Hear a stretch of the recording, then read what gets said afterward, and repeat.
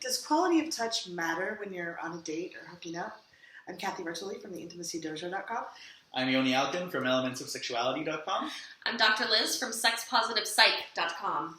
I'm Caroline Carrington from Jewel in the Lotus Coaching. I'm the token librarian who is off screen. Which is a sexy librarian. Yes. Sexy, sparkly librarian. And so it's New Year's Eve, and we were having this great conversation while we're like... Diana Fires 2016. Yeah. And we wanted to capture some of these thoughts and ideas. And we were talking about how you were saying how the quality of the touch helps you indicate what you want to do. But I think there's a lot of people out there, I know I've dated some of them, that no one's ever helped them connect the dots. We're kind of expected, you just know.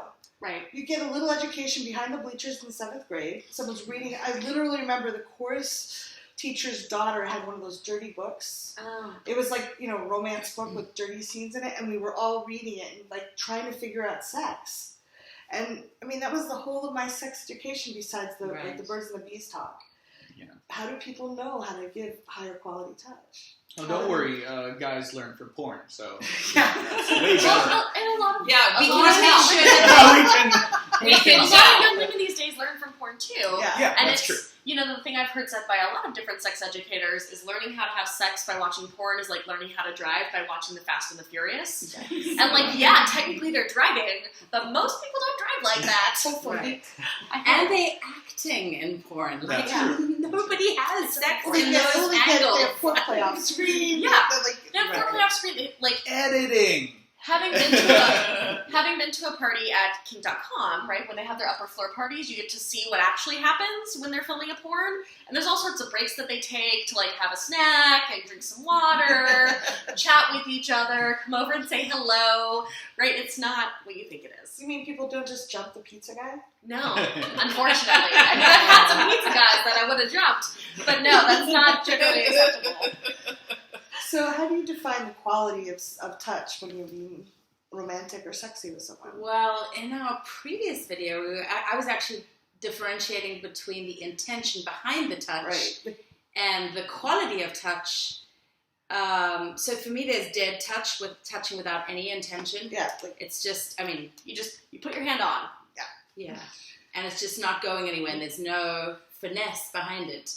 And when I teach, I'm talking to people about looking at how firmly or how lightly you're touching. I'm already putting sexual energy into that. I did not get permission before we started. So hold to pull back. Yes. She's on record. But do you want to put, talking about intention, do you want to put sexual intention behind your touch? Or do you want to put more of a mothering? I'm not going to pull the sexual energy. That's really hard with this beautiful being next to me. But you can put, when I'm with my students, sometimes what they need, even though they've come for a super sexy session with me, that isn't what they need. They need to be held and nurtured.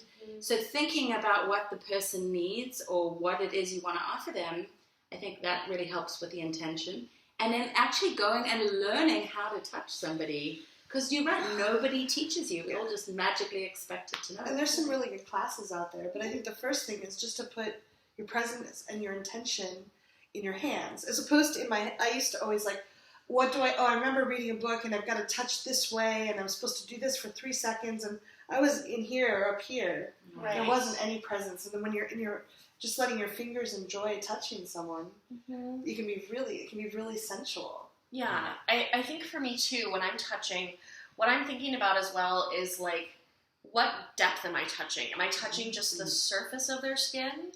Am I trying to touch a little bit deeper? Am I trying to give them a touch that goes all the way through them, right? That makes them feel seen and heard and held. And those don't necessarily have to be different firmnesses or hardnesses of touch. Because you can touch someone in a way that goes through, all the way through them with your intention without putting a lot of pressure onto their skin or their muscles. Yeah. Right. And we both do partner dancing. Yeah. And in it, one of the things that I loved learning was about the connection that you make. And basically you make connection with whichever body part that you connect with. Yes. It could be hands holding hands, but it could be shoulder to shoulder or whatever. And the idea behind it is that not only am I touching her back of her hand, she is touching me as well.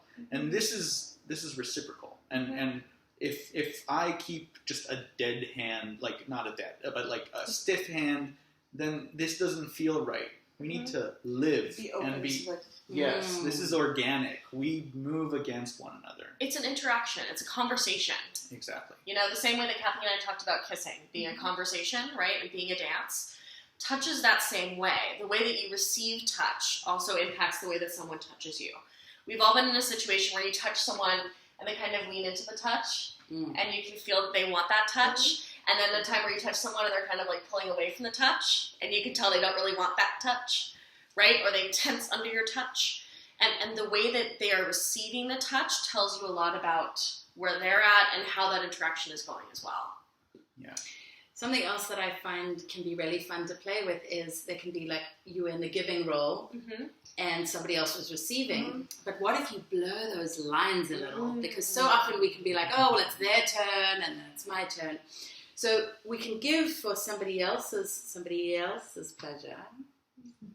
But what if we dial into how good it actually feels as we're giving to somebody else on our skin? So even as givers, the quality of the touch changes. I'm enjoying this far too much for a video. The quality of the touch changes when I dial into how good it actually feels on my skin. And when I let myself be fully present to the touch, it feels different for her than if I'm distracted. Like if you were to continue touching me while I'm talking here and paying attention here, and I'm distracted, it's not going to be the same for her because I have to work harder. She has to work much harder to distract me, right? To bring me out of that. And that's the same way a lot of people have had the experience where they're touching someone and it feels weird and they can't figure out why.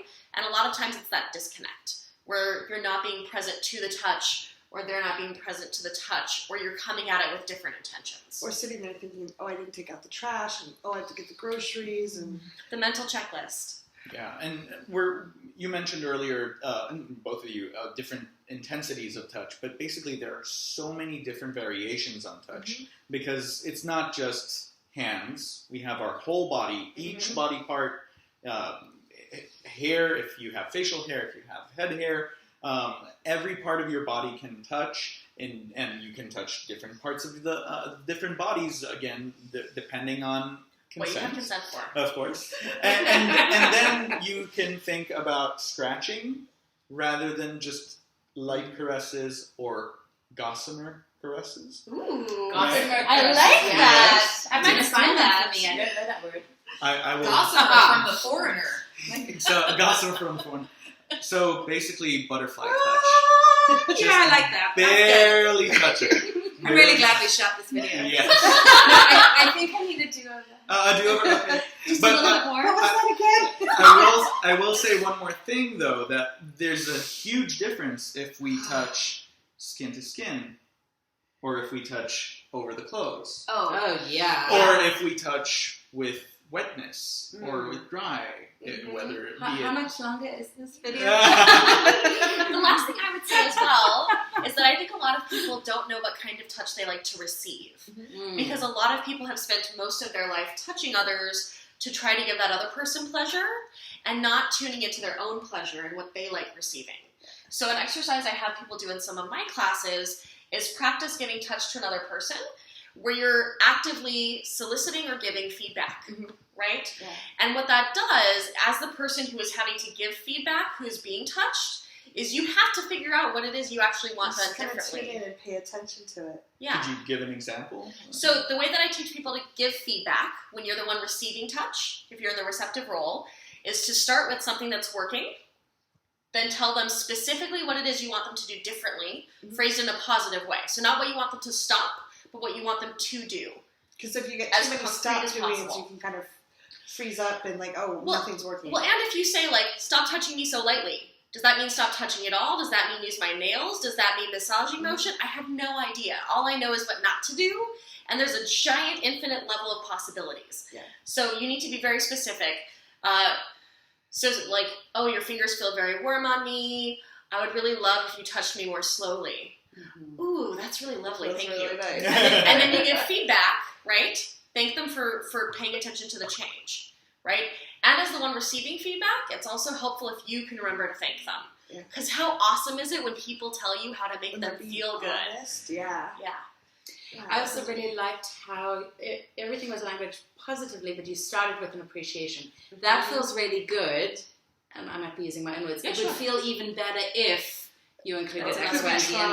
Or could we try? Yeah. And the nice thing is, if you have like an experimental date, I love to encourage my clients to do that. Like, just spend an hour. It doesn't have to be about orgasm, but it's about, oh wow, that feels really good. Just discovering, because you may not know what you like to do. I'm not as articulate when you're doing that. That's probably a good sign. So I'll just pick this up, and you continue. And say that. Oh no, that will not go well. He's gonna lose all words. This is the mindfuck portion of the video. So I will say this though: if you want to practice touch, you have professional cuddlers. I'm with Cuddlist.com. You can go check it out. You have cuddle parties. Yeah. You can go. I'll soon be cuddleparty.com. Yeah, I'm working on my certification. Yeah. Go and cuddle with people with consent. Go cuddle with people and somaticas. Yes. People who do dakinis, right? There are so many different professions that will help you practice your touch. And you can practice that. The cuddle parties don't have to be sexual. No. You can be just enjoying the touch and learning about your body.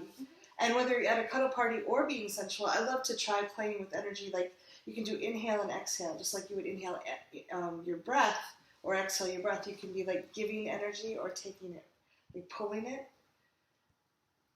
or kind of gently pushing it into the skin.